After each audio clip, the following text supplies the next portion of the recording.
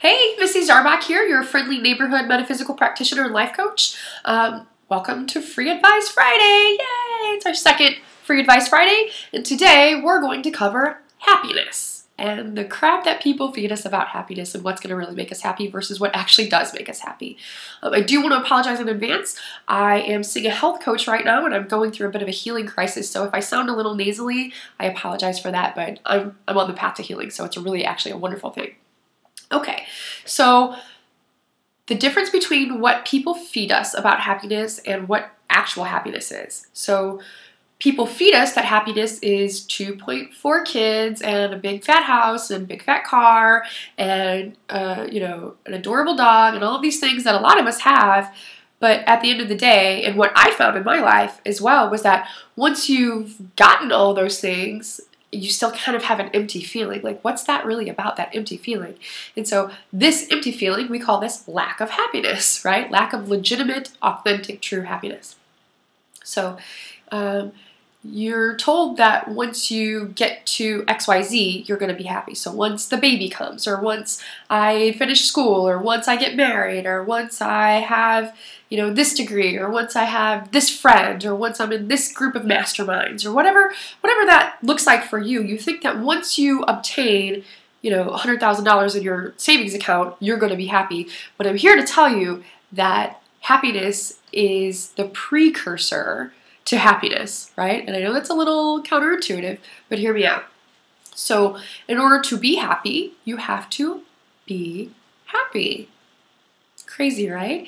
So what makes you individually happy? This is going to look different for every single person. Every single client I have wants to be happy, and their level of happiness and their path to happiness looks completely different every single time. It's totally an individual experience. And so individually, my happiness has to do with kids. I love being a mom. I love it. I love hanging out with my friends and shooting the shit, I love metaphysics and quantum mechanics and all the geekery, and so I spend a whole lot of time learning about those things, but it really does geek me out. Like, I really do enjoy it.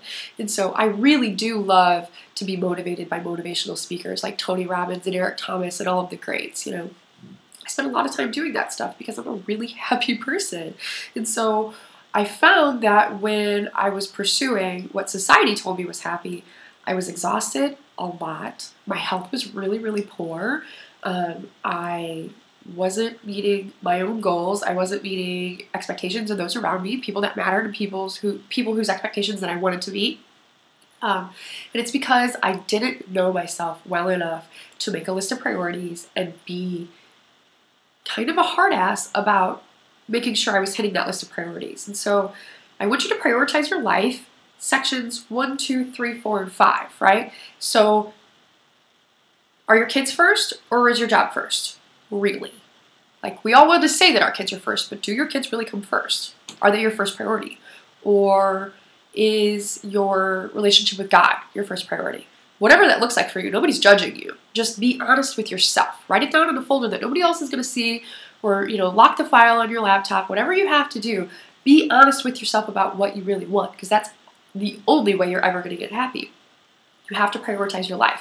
And so I want you to make sure that on every single day, you're doing something that's at least in the top 3, right? At least in the top 3. So if you're a dancer and you're not dancing at least every other day, what are you doing with your life? Why are you here, right? What are you doing with your life? If you can't do anything but sing and you haven't sung in a week, why? Sing something. Go join a choir. Sing something. So, in order to be happy, you have to be your authentic self. This takes a crap ton of courage. It takes so much courage to say, you know what? I really do like tattoos. I really do. I have lots of them, right? I have lots of tattoos. I love them. Does it fit my lifestyle? Some people don't think so. I really do. You want to know why? Because it's my lifestyle. And no one has ever had this lifestyle. No one will ever have this lifestyle again, right? Do you worry about everybody else next?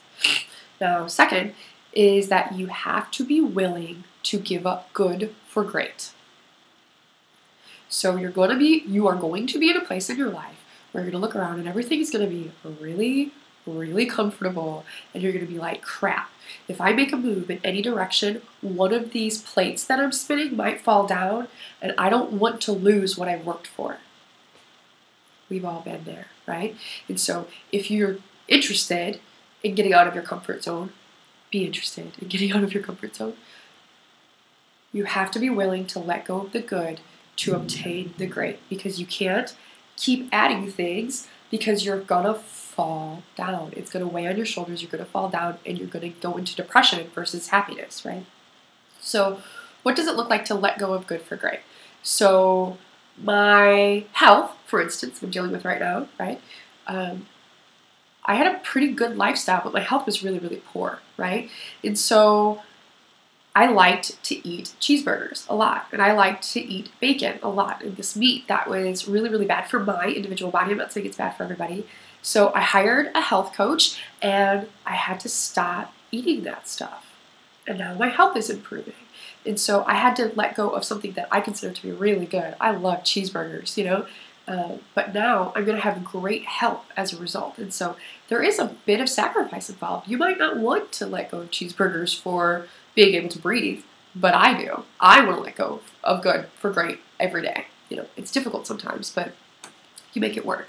And so the other thing that genuinely happy people do is that they have self-care rituals. And so that might look like spiritual bathing, and any of the ladies that are in my Magnificent Woman group very well know what spiritual bathing is. And so you have bath time every day, every other day, once a week, scheduled. You schedule it. You put it in your calendar. And so this is going to be an hour plus time, and you're going to add salts and oils and flowers and beautiful things to your bath water. And this is for you to do nothing in. You're listening to your body, maybe you're praying, maybe you're meditating, but you're not physically moving. You're not physically doing anything. Soaking up the self-love, right? So another self-care ritual is working out. I work out 3 to 4 times a week, right? Why do I do this? Because it makes me feel like a hoss. I want to feel strong. I'm a very petite woman, and so, you know, deadlifting my body weight makes me feel really, really strong. I dig it, right? Another self-care ritual is that I've learned to say no. And I don't say anything else after the word no. If somebody asks me to do something that I don't want to do, no thank you. And let those crickets chirp. You don't owe anybody an explanation. And this is a self-care ritual. Learning to say no properly, like an adult, is going to give you so much happiness you are not even going to be able to contain yourself. Do you want to go to my kid's birthday party? I love you, friend. But no, I don't actually want to come to your friends to the birthday party. Hey, do you want to help me clean out my grandma's house who just passed away? No, I don't. Thank you for asking me, and I'm sorry that that went down that way, but enjoy your time. You know, like, enjoy your time. I hope you have a great time doing things that you want to do. I'm going to go have a great time doing things that I want to do. So it's not as complicated as it seems. It's just not anything like your television wants you to think. And so it's not going to be when you have abs, because I have abs and abs still don't make me entirely happy, right? It's not going to be when you have perfect health. It's not going to be when in a future date. It has to be now. You have to decide to do it now. And the way that you decide to do it now is by either 1, 2, or 3 being on your daily list, your daily to-do. Should involve something that geeks you completely out. Do you love Star Wars? Please listen to the Star Wars theme music while you're folding your laundry. Be smart about it. I do something called kitchen dancing almost every day. With my kids, with my dog, with myself. I don't care. Whoever happens to be in my house that day, they're going to be kitchen dancing too. Ask my friends, they'll tell you. Okay? And so you have just this incredible playlist of music. I have 2 different playlists. One is to get me out of a funk, and one is to just get funky, you know? And so, depending on what's going on, there's 50 plus songs on each of these playlists, and they're always changing, and they're always expanding and growing. And so, put on one of these playlists to get my work done, and I'm dancing the entire time I'm working, or typing, or moving. I'm always, always, always mindful of how can I improve my situation, not how can I improve the situation of others, because they're going to naturally be improved if you're in a great state. How can I improve my situation? This is my happiness. That is my number one priority. And so everything else gets really, really wonderful.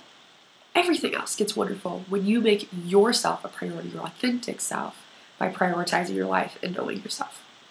Okay, that was kind of long-winded, but it's the truth. It needs to be said. What you're being fed is complete crap, and it doesn't work. And what you need to do is go within, figure out what you really do want from your life, what you really do want to see, how you really do want to act, what you really do want to wear, the food that you really do want to eat. What weigh those out. Weigh out your good for greats and figure out what you're willing to do to get there. If you have any questions, you can email me at themagnificentwoman.com or you can hit me up on Facebook. It was good to talk to you. Have a great Friday. Bye.